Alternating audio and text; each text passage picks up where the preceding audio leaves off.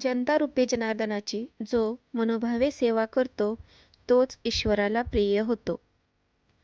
आज या जगात अशी लक्षावधी माणसे आहेत की त्यांना तुमच्या आमच्या मदतीची गरज आहे.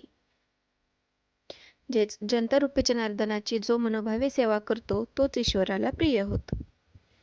जनता रूपी जनार्दन म्हणजे समाजामध्ये असणारे जी माणसे आहेत, मनुष्य आहेत, त्यांची जी मनोभावे म्हणजे मनापासून जो सेवा करतो तोच ईश्वराला प्रिय होतो, म्हणजे ईश्वराला आवडतो. आज या जगात अशी लक्षावधी माणसे आहेत की त्यांना तुमच्या आमच्या मदतीची गरज आहे. म्हणजे अशी अनेक माणसे आहेत की त्यांना आपल्या मदतीची गरज आहे. कोणी किरकोळ आजारी, कोणी रोगी, कोणी लुळे, तर कोणी पांगळे. आंधळी, बहिरी, मुकी, मागासलेली अनाथ पोरं. समाजात अशांना कोणी जवळ करत नाही. म्हणजेच कोण आजारी असेल, कोणी रोगी असेल, कोणी लुळे पांगळे असेल, कोण आंधळं, बहिर किंवा मुकं असेल, किंवा अशीच ज्यांना आईवडील नाहीत अशी अनाथ पोरं असतील, अशांना समाजामध्ये कोणीही जवळ करत नाही. पण त्यांना विजय मर्चंट यांनी जवळ करून प्रचंड कार्य केले. विजय मर्चंट नावाच्या व्यक्तीने या लोकांना जवळ केलं. या लोकांना विजय मर्चंट देव वाटत होते, पण विजय मर्चंट यांनी या जनतेलाच देव मानले आणि ह्या अशा दिनदुबळ्या लोकांना विजय मर्चंट देव वाटायचे. परंतु विजय मर्चंट यांनी या अशा लोकांनाच जनतेलाच देव मानले. अशा असहाय्य समाजाची सेवा करणे, त्यांना मदत करणे, त्यांच्या उदास जीवनात उत्साह उत्पन्न करणे एवढेच नव्हे तर त्यांना स्वावलंबी, आत्मनिर्भर बनवणे हेच खरे महत्त्वाचे कार्य आहे. त्यांना कोरडी सहानुभूती नको, त्यांच्या उद्धाराची आच नको, तर त्यांना जवळ करणारा, सतत प्रोत्साहन देणारा बंधुभाव हवा. तर अशा प्रकारे आता आपण उतारेचं वाचन केलेलं आहे. आता या उतार्याखालील प्रश्नांची उत्तरे पाहूया. ईश्वराला कोण प्रिय होतो?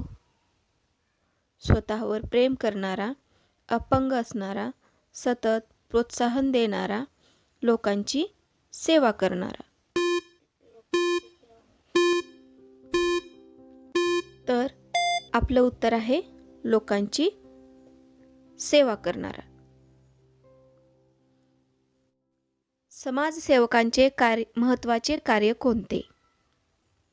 अपंगांना खाऊ घालण्याचे, अपंगांचा उद्धार करण्याचे, अपंगांना मदत करण्याचे, अपंगांना स्वावलंबी बनवण्याचे.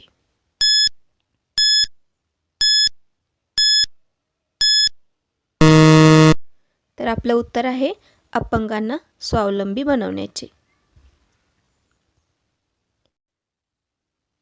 विजय मर्चंट यांनी कोणाला देव मानले?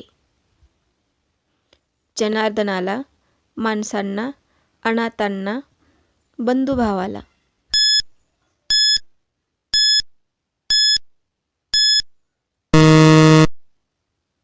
अनाथांना. अपंगांना काय नको असते?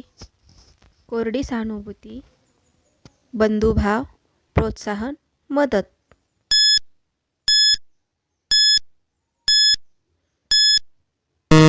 उत्तर आहे कोरडी सहानुभूती.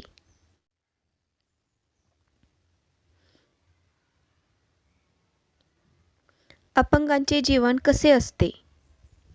उत्साही, उदास, स्वावलंबी, आनंदी.